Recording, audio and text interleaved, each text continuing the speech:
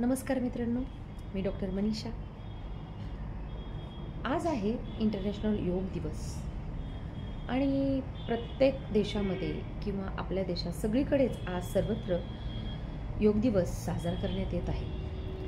पण नेमकं योग म्हणजे काय हे आपण आज बघू.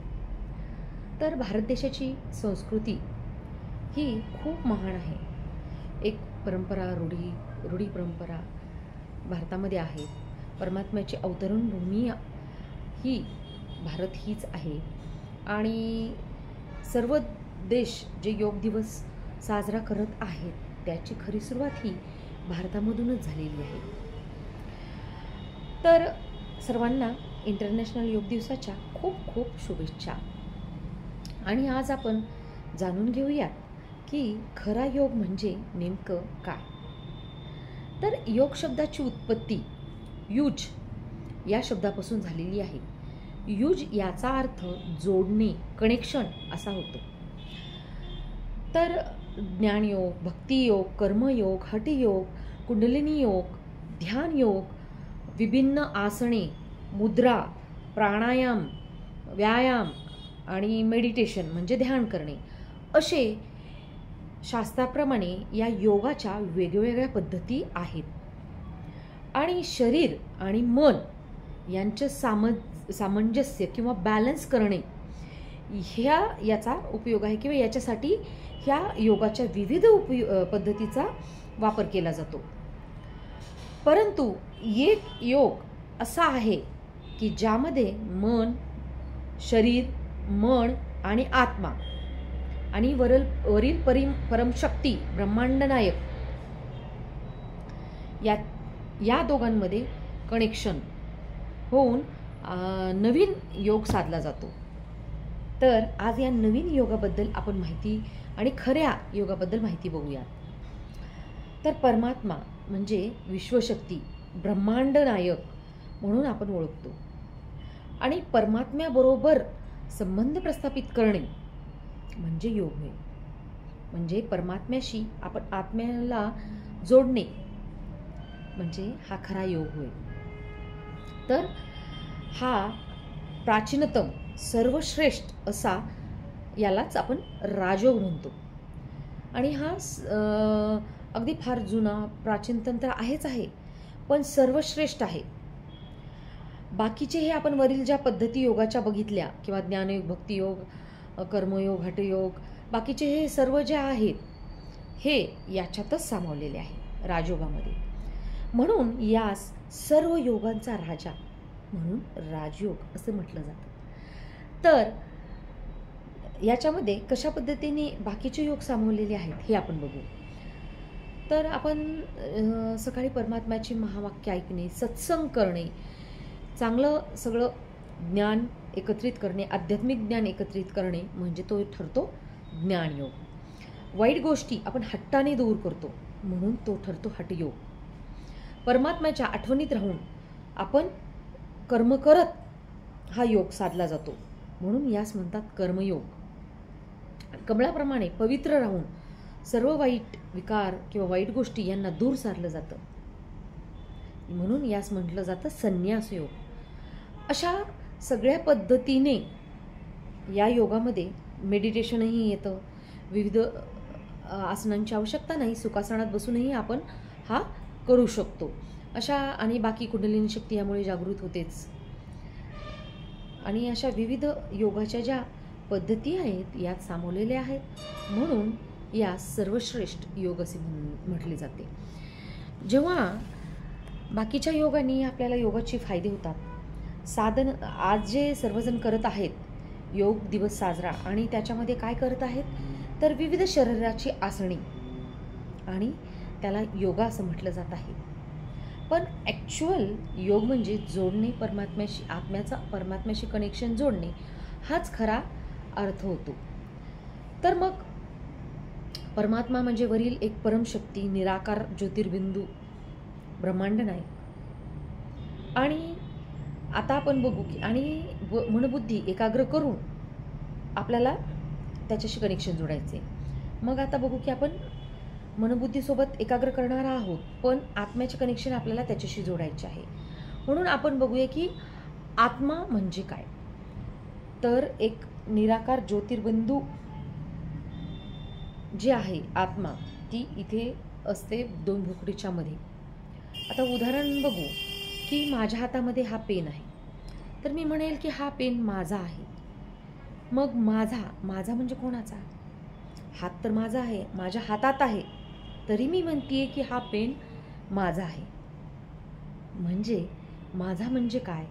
तर माझा म्हणजे आत्मा.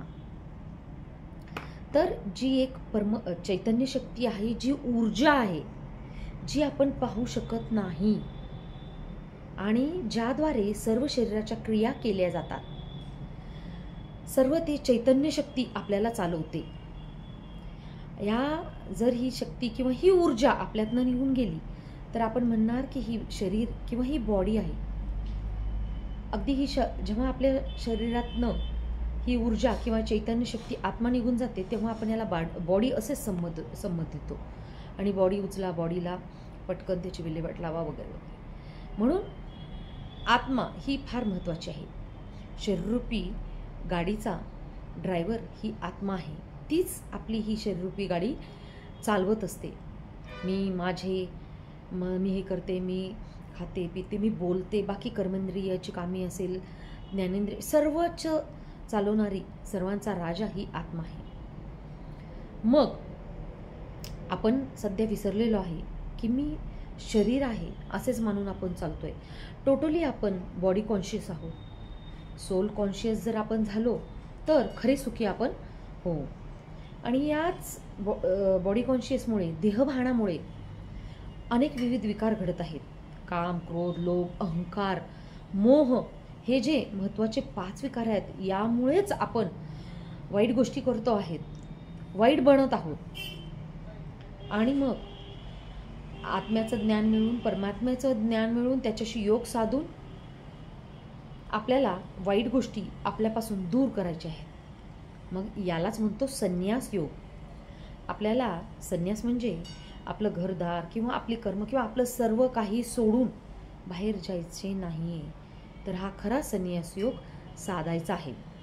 आणि परमात्म्याचे गुण, शक्ती हे सर्व आपल्याला मिळवायचे आहेत. तर योगाचा अर्थ एक असाही होतो की आठवण. मग आठवण आपण कोणाची काढतो? जवळच्या माणसांची, परिचितांची. तेव्हा आपल्याला परमात्म्याची आठवण काढायची असेल तर त्याचाही परिचय असणे आवश्यक आहे. तेव्हा जवळच्या ब्रह्मकुमारी सेंटरमध्ये जाऊन राजयोग हा शिकला पाहिजे. निशुल्क आहे. कधीही तुम्ही जाऊन राजयोग हा तुम्ही शिकू शकता आणि परमात्मा, आत्मा याचा पण परिचय तुम्ही घेऊ शकता. श्रीमद भगवद्गीतेमध्ये श्रीकृष्णाने ध्यानयोगात सांगितलेले आहे की हे अर्जुना, नासिकाग्राच्या वर तू ध्यान लाव. मग नासिकाग्राच्या वर म्हणजे नाकाच्या वरती 2 भ्रुकुटीच्या मध्ये, भोयाच्या मध्ये इथे ध्यान लावायला सांगितलेले आहे. मग इथे का? तर इथेच आत्मा आपली निवास करते. तेव्हा मन आणि बुद्धी एकाग्र असणे गरजेचे आहे. म्हणून मनास वाईट विचारापासून दूर करणे, दूर नेणे आणि सकारात्मक विचार आपल्यामध्ये आणणे हे गरजेचे आहे. आणि हे करण्यासाठी राजयोग आपल्याला मदत करतो. राजयोगामुळे हे आपल्याला साथ देतो. राजयोग हेच आपल्याला शिकवतो पॉझिटिव्हली थिंकिंग करायचे, पॉझिटिव्ह व्हायब्रेशन आपल्या कॅच करायचे आहेत, पॉझिटिव्ह आपण बनायचं आहे, आपल्यातली वाईट गोष्टी दूर करायच्या आहेत, निगेटिव्ह गोष्टी दूर करायच्या आहेत, अवगुण दूर करायचे आहेत, चांगले गुण, चांगल्या गोष्टी आपल्यामध्ये आत्मसात करायच्या आहेत. तर मग राजयोगाचे फायदे काय आहेत? तर शारीरिक मानसिक व्याधी दूर करतो आणि यामुळे तणावमुक्त राहण्यास आपल्याला मदत होते. आपल्याला माहिती आहे 90% आजार हे सकारात्मक विचार न केल्यामुळे, म्हणजेच नकारात्मक विचार केल्यामुळे आपल्याला विविध आजार होतात. आणि राजयोग आपल्याला सकारात्मक विचार करायला शिकविते. त्यामुळे मानसिक, शारीरिक, सामाजिक, बौद्धिक आणि आध्यात्मिक सगळ्या पद्धतीचं स्वास्थ्य आपल्याला प्रदान होते. आणि खऱ्या स्वास्थ्याची व्याख्या WHO वर्ल्ड हेल्थ ऑर्गनायझेशननी हीच केलेली आहे. आध्यात्मिक, शारीरिक, मानसिक, सामाजिक, बौद्धिक आणि आध्यात्मिक स्वास्थ्य असणे, म्हणजे स्वास्थ्य होय. आणि आपल्याला जेव्हा आपण सकारात्मक राहतो तेव्हा आपला ऑरा, आपलं आभामंडळ, म्हणजे आपल्या आजूबाजूचं जे आपण बघतो की जेव्हा देवाचं असं चित्र वगैरे दाखवतो त्याच्याभोवती एक पांढरा ऑरेंज कलरचा येलोइश असा एक ऑरा असतो. त्या पद्धतीने आपल्या भोवती पण ऑरा असतो, आभामंडळ असतं. जेव्हा आपण पॉझिटिव्हली थिंक करतो तो अगदी पॉझिटिव्हली आपल्या भोवती आणि चांगल्या त्या पद्धतीने तो निर्माण होतो. आणि त्यामुळंच आपलं व्यक्तित्व हे पॉवरफुल बनतं. त्यामुळं ते पॉवरफुल पॉवर होतंच, पण आणि आपल्या आजूबाजूची प्रकृती, आजूबाजूचं वातावरण हे सुद्धा पॉझिटिव्ह होतं आणि तेवढंच पॉवरफुल बनतं. मग याच्यासाठी राजयोग काम करतो.